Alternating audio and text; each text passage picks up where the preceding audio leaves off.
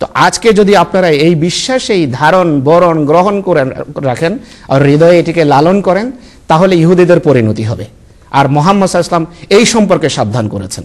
খোদা তাআলা আমাদেরকে, আপনাদের সবাইকে এমন পরিণতি থেকে রক্ষা করুন। এই ছিল আমার কথা এ প্রসঙ্গে। ধন্যবাদ মাওলানা ফিরোজ আলম সাহেব, আপনি বিস্তারিত উত্তর দিলেন। আশা করি আমাদের যে বোন কাল প্রশ্নটি করেছিলেন আপনি আপনার প্রশ্নের উত্তর পেয়ে গেছেন। দর্শক, আমি আমার কম্পিউটারের পর্দায় দেখতে পাচ্ছি যে অনেকেই বাংলাদেশে এবং ইটালি এবং ইউকে অনেক জায়গা থেকে ফোন করছেন। আমি দর্শকদেরকে অনুরোধ করব যে আজকে আমাদের আলোচনার বিষয়বস্তু হচ্ছে ঈসা আলাইহিসসালাতু ওয়াসসালামের মৃত্যু। আপনারা এই বিষয়ে প্রশ্ন যদি করেন তাহলে আমাদের জন্য সুবিধা হবে। আপনাদের সকল প্রশ্নের আমরা উত্তর দিব। আমাদের এই অনুষ্ঠান এটি একটি নিয়মিত পরিবেশনা। ইনশাআল্লাহ আপনাদের সকল প্রশ্নের উত্তর দেওয়ার জন্যই আমরা এই অনুষ্ঠানের আয়োজন করেছি। তবে আজকে আমাদের যে আলোচনার বিষয় সে প্রসঙ্গে আপনারা প্রশ্ন করে আমাদেরকে সহযোগিতা করবেন, এটি আশা করি। আর যদি আপনি মনে করেন যে ঈসা আলাইহিসসালাতু ওয়াসসালামের বিষয়ে আপনি যথেষ্ট আপনার যা জানার ছিল আপনি জেনে গেছেন, তারপর আমরা বলবো আপনি অনুষ্ঠানটি দেখতে থাকেন, আর অনেক নতুন নতুন কথা আসবে যেগুলি হয়তো আপনার জ্ঞানকে সমৃদ্ধ করবে। এবারে আমি আসবো মোহতারাম মাওলানা আব্দুল আউয়াল সাহেবের কাছে। গতকাল এক বোন ঢাকা থেকেই প্রশ্ন করেছিলেন এবং তিনি অনুরোধ করেছিলেন যে আপনারা আলোচনাক্রমে বলেছেন, আলোচনার মধ্যে এক স্থানে উল্লেখ করেছেন যে ঈসা আলাইহিসসালাতু ওয়াসসালামের মৃত্যু সম্পর্কে কোরআন শরীফে 30টি আয়াত রয়েছে। তো সেই বোন উল্লেখ করেছিলেন, অনুরোধ করেছিলেন যে যদি সেই 30টি আয়াত কোথায় আছে তা বলে দিতেন, আয়াতগুলো কোন কোন সূরায় আছে, তাহলে ভালো হতো। তো আমি এই প্রশ্নটি আপনার কাছে রাখছি। ধন্যবাদ আপনাকে। গতকাল মিসেস রাবেয়া ইয়াসমিন ঢাকার বারিধার থেকে ফোন করেছিলেন এবং উনি বলেছিলেন যে প্রায়শই আমরা কয়েকটি আয়াতের মধ্যে সীমাবদ্ধ থাকি আলোচনাটাকে নিয়ে। যদি দর্শক শ্রোতাদের উদ্দেশ্যে অন্যান্য আয়াতগুলোর উল্লেখ করে দেওয়া হয় কোথায় আছে, তাহলে সবার জন্য উপকার হবে। সেই অনুযায়ী আজকে আমরা আপনাদেরকে জানাচ্ছি এবং আনন্দের সাথে জানাচ্ছি হযরত আকদাস মসিহে মাউদ ইমাম মাহদী আলাইহিস সালাম, যাকে আমরা মেনেছি, আর তিনি আহমদিয়া মুসলিম জামাতের পবিত্র প্রতিষ্ঠাতা। তিনি তার সারা জাগানো বই গ্রন্থ ইজালায়ে অহামের 423 নম্বর পৃষ্ঠা থেকে, এটা হলো রুহানি খাজাইন আগের যে প্রকাশনা তার তৃতীয় খণ্ডে আছে, 423 নম্বর পৃষ্ঠা থেকে 438 নম্বর পৃষ্ঠা পর্যন্ত একাধারে এই আয়াতগুলো উল্লেখ করেছেন। 30টি আয়াত আমি আপনাদের জন্য সেটা এখন উপস্থাপন করছি, শুধু নাম পড়ে যাচ্ছি, আর দু একটা জায়গায় হয়তো ইঙ্গিত করতে হবে বিষয়টা কিভাবে বুঝতে হবে। তিনি যেভাবে বলেছেন সেভাবে আমি আপনাদেরকে পড়ে শোনাচ্ছি। 1 নম্বর তিনি উল্লেখ করেছেন সূরা আলে ইমরানের 56 নম্বর আয়াত। তারপরে তিনি বলেছেন দ্বিতীয় আয়াত সূরা নিসা 159, বার রাফাআহুল্লাহু ইলাইহি ওয়া কানাল্লাহু আজিজান হাকিমা, বরং আল্লাহ তাআলা তাকে সসম্মানে নিজের দিকে তুলেছেন। নিজের দিকে তোলা মানে সসম্মানে মৃত্যু দান করা, আল্লাহর দিকে সসম্মানে ফেরত যাওয়া, সশরীরে নয়, আত্মিকভাবে তার আত্মা ফেরত গেছে দেহটাকে এখানে রেখে। তৃতীয় আয়াত তিনি উপস্থাপন করেছেন সূরা মায়দার 118 নম্বর আয়াত। চতুর্থ আয়াত, এখানে যে তালিকাটা দেখানো হচ্ছে সেখানে এই ক্রমিক নম্বরটা ঠিক করতে হবে। 4 নম্বর আয়াত যেটা উনি দেখিয়েছেন সেটা সূরা নিসার 160 নম্বর আয়াত। এরপরে তিনি দেখিয়েছেন 5 নম্বর আয়াত সূরা মায়দার 76 নম্বর আয়াত, এবং এরপরে তিনি দেখাচ্ছেন 6 নম্বর আয়াত সূরা আম্বিয়া 9 নম্বর আয়াতে, ওয়ামা জাআলনাহুম জাসাদান লা ইয়াকুলুনা আত-তাআমা ওয়ামা কানু খালিদিন।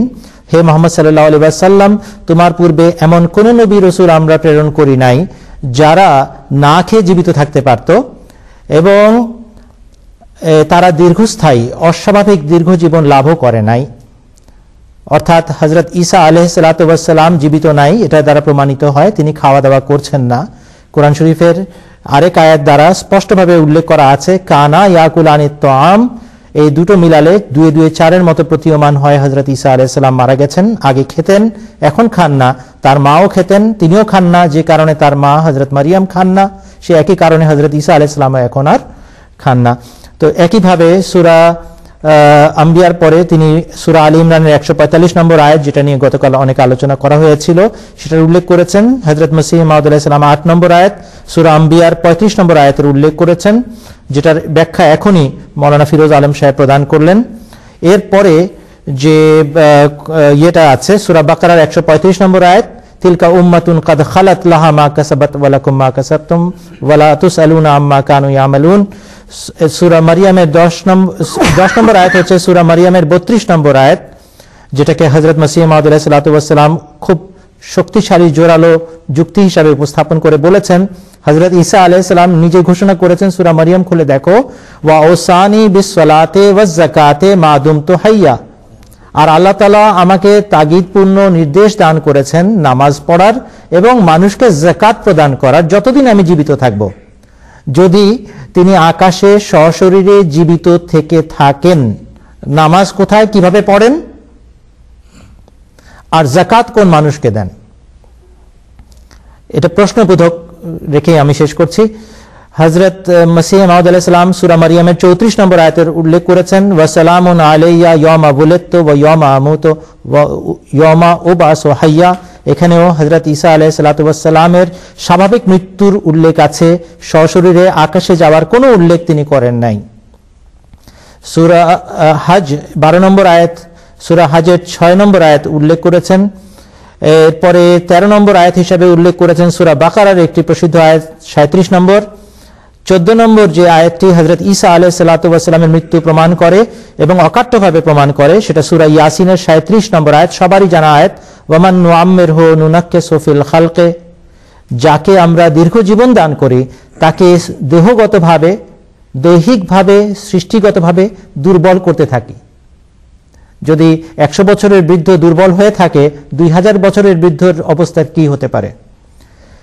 এরপরে আল্লাহ তাআলার বিধান, আল্লাহ সবই পারেন, কিন্তু নিজের বিধানটা আল্লাহ তাআলা নিজে উল্লেখ করছেন, ওয়ালান তাজিদা লিসুন্নাতিল্লাহি তাবদীলা ওয়ালান তাজিদা লিসুন্নাতিল্লাহি তাহওয়িলা। হযরত মসিহ মাউদ ইমাম মাহদী আলাইহিস সালাতু ওয়াস সালাম বলছেন, সূরা রুমের 55 নম্বর আয়াত খুলে দেখো, সেটাতে তোমরা 15 নম্বর আয়াত পেয়ে যাবে যেখানে হযরত ঈসা আলাইহিস সালাতু ওয়াস সালামের মৃত্যু নির্দেশ করছে। 16 নম্বর আয়াত যেটা আমাদেরকে জানানো হয়েছে, জানাচ্ছে ঈসা আলাইহিস সালামের মৃত্যুবরণ সম্পর্কে, সূরা ইউনুস 25 নম্বর আয়াত। 17 নম্বর আয়াত হচ্ছে সূরা মুমিনুনের 16 নম্বর আয়াত। 18 নম্বর আয়াত হচ্ছে সূরা জুমার, এখানে ছাপানোর মধ্যে সূরা জুমা ছাপানো হয়েছে, সূরা জুমারের 22 নম্বর আয়াত, এটা সংশোধন করে নেবেন। টেলিভিশন পর্দায় যেটা দেখানো হচ্ছে সেটা সূরা জুমার 22 নম্বর আয়াত, সেটা হচ্ছে 18 নম্বর আয়াত, যেটা দেখলে আমরা জানতে পারবো ঈসা আলাইহিস সালাম মারা গেছেন। এর পরের আয়াতটি হচ্ছে সূরা ফুরকানের 21 নম্বর আয়াত, তারপরের আয়াতটি হচ্ছে সূরা নাহাল 21 এবং 22 নম্বর আয়াত। এরপরে সূরা আহজাবের 41 নম্বর আয়াত, হযরত মুহাম্মদ সাল্লাল্লাহু আলাইহি ওয়াসাল্লামকে খাতামান নবীন বলা হয়েছে, অতএব এর পরে স্বাধীন, সার্বভৌম, স্বয়ংসম্পূর্ণ কোন নবীর আগমনের দ্বার আর খোলা নাই। যদি হযরত ঈসা আলাইহিস সালাম হযরত মুহাম্মদ সাল্লাল্লাহু আলাইহি ওয়াসাল্লামের পরে আসেন, তাহলে স্বাধীন, সার্বভৌম, স্বয়ংসম্পূর্ণ বনি ইসরাইলি নবীর আগমনের কারণে হযরত মুহাম্মদ সাল্লাল্লাহু আলাইহি ওয়াসাল্লামের খাতমে নবুয়ত ভঙ্গ হয় বিধায় তিনি মারা গেছেন সাব্যস্ত হয়। এরপরে আছে 22 নম্বরের যে আয়াতটি, সূরা নাহাল 44 নম্বর আয়াতে আমরা পাবো 22 নম্বর প্রমাণটি। এরপরে সূরা ফজরের 28 থেকে 31 নম্বর আয়াতের মধ্যে আমরা জানতে পারবো আল্লাহর দিকে মানুষ কিভাবে প্রত্যাবর্তন করে, ঠিক তেমনি হযরত ঈসা আলাইহিস সালাম সসম্মানে প্রত্যাবর্তন করেছেন বলে কোরআনে উল্লেখ আছে। এরপরে সূরা রুমের 41 নম্বর আয়াতের উল্লেখ আছে, সূরা রহমানের 27 এবং 28 নম্বর আয়াতের উল্লেখ আছে, সূরা কামারের 55 এবং 56 নম্বর আয়াতের উল্লেখ আছে।